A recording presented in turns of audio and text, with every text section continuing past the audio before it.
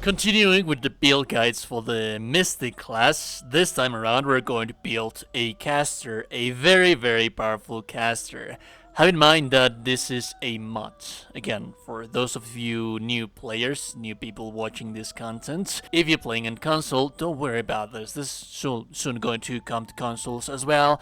Right now it's just on PC on the official mod manager.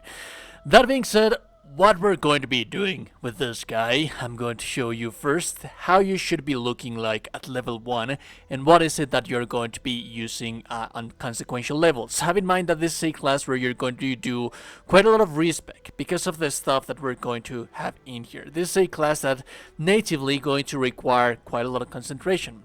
And intelligence, that's our main attack rolls and damage rolls for the saving throws or that the enemy, the spell difficulty class that the enemy has to bypass. However, most of our attacks that we're going to be dealing, it's going to be based on a saving throw on a dexterity, wisdom, and depending on the saving throws that the enemy has to do and things like that. Just have in mind that for general purposes, your intelligence at level 1 and constitution at level 1 should be 16 and 16.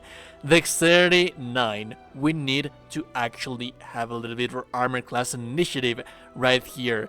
As you can see, I'm using heavy armor right here. When you start a new game, you don't really have access to this kind of armor. So what you're going to be doing in here is that you have your subclass, which is going to be the Order of the Wujen. As a psionic discipline, you're going to take the Transcendent form. This gives you access to Psychic Brands. This allows you to raise your dexterity to 19, which is why we don't really care about dexterity at level 1, because we're natively going to have it because of the Psychic Brands in here.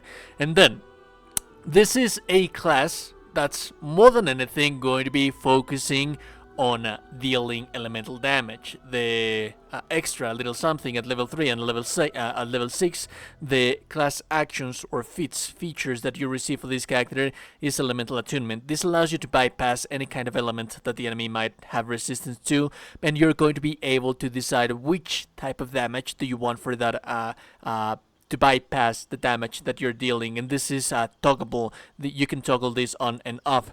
Then at level 6 you get wizard spells. These are very useful because this gives you haste, so very useful.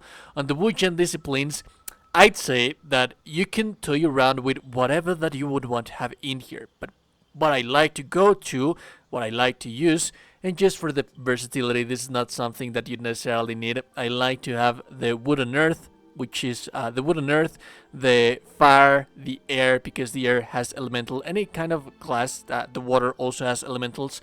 You have 4 types of elementals. You cannot have them all at the same time, but it adds a little bit of versatility, and yes, you don't really care about the enemy's resistances to the elements, set elements or not, because you're going to be bypassing it. So feel free to choose any of the masteries that you have right here. We're going to choose 4 just to toy around with them.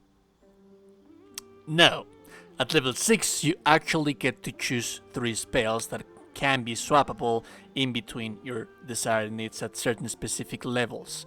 My advice is that you take this 3 right here, which is going to be Shield, Misty Step for mobility, and Haste. This combo right here, it's a game changer, game killer. It's just amazing. Now, this part is very important. At level 12, you can respec to downgrade your constitution all the way as low as you can possibly have it, to increase strength, wisdom, and charisma, to have the saving throws for those stats, because on the itemization we're going to have an amulet that it's going to natively have lots of constitution. So this is an unkillable warcaster. You can be moving throughout the battlefield if you want to. You don't need to. I'll show you why in a little while. But yeah, it's very powerful. The feats that you select at level 4, 8, and 12, I like to take at 4 Warcaster to sustain concentration and haste, and then ability improvement to increase our intelligence to 20. Psionic disciplines in order of importance as you level up. Like I mentioned, the first ones that you are going to take, it's Transcendent Form and at least a mastery on 2 elements to deal damage at level 1. The next one that you're going to take is going to be Nomadic Step to move throughout the battlefield. When you're leveling up, you are going to have to move throughout the battlefield quite a lot until you reach the endgame and you can use this armor, because when you begin the game, you're going to be kind of squishy, so you do need to be moving quite a lot. That's why at level 6 you're also going to take Misty Step so that you have extra mobility. And then once that has been accomplished, you're going to take Celerity to take extra actions. This could be swappable in between Crimson Harvest and Celerity. Crimson Harvest gives you health, damage and health. You heal yourself essentially. Celerity to gain extra actions, attack even more. This gives you Surge of Action, very useful. And then you have 2 other masteries. I like to go for Air, Fire and Water and Wood and Earth, just because Avatar, you know? Remember that all of the gear and recommendations are on the video description with links so that you can know which act can you get them, so on and so forth.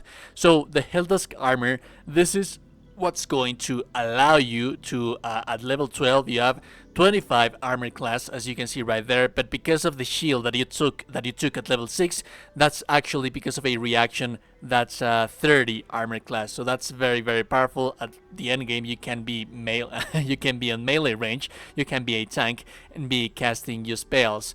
You're also going to be using the Amulet of Greater Health. This is where you can respec and downgrade your points into Constitution. And that means that the enemy is never going to break your concentration on haste.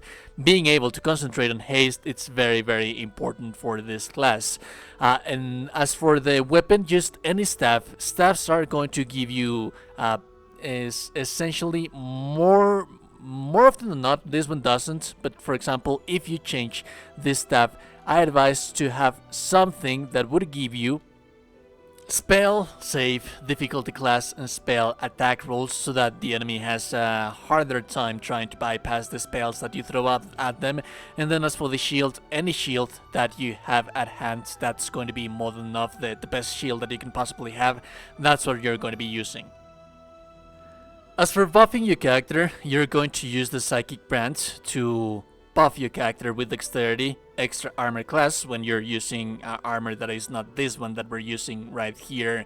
And then the only other thing that you are going to do is that at the start of the combat you're going to haste your character. You can use Misty Step to move throughout the battlefield, but you also have the rest of the nomadic spells to move throughout the battlefield that can teleport you at will, at leisure, whenever you would want to teleport to different locations, and then summon the elemental of your desired choice before you actually start any combat.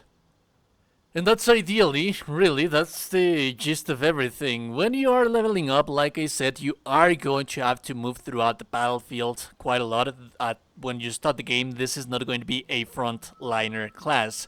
However, once you reach the end game and you have everything properly set up at level 12, you can be using, for example, haste is also going to give you +2 to armor class. You already have native 25 because of your armor, because of your shield, so that's 27. And with the wizard shield, which is you only have 1 spell slot, but it can be replenished with your psychic points, so that's very, very advisable, so that you at all times have 32 armor class, meaning that you are a tank. At that point, you can just be on the front line of the battlefield and no one is going to be able to do anything to you. You can also use the elemental attunement that once per turn, as a free action, this doesn't cost anything. You can decide which kind of resistance do you want to ignore from the enemy, and yeah, just choose whichever spell or element that you would want to be using at that time. Very, very useful, although however that's going to last for that entirety of the turn. The next turn, if you're going to use different types of spells, that's when you're going to decide which kind of element that you want to attune, so that you can bypass the resistances that the enemy may or may not have against that element. Very, very powerful. If you like the content, like it, super appreciate it. And also, there you go, just a beautiful person. You're a beautiful person. Subscribe to the channel. Join the Discord. Have a beautiful day. Goodbye.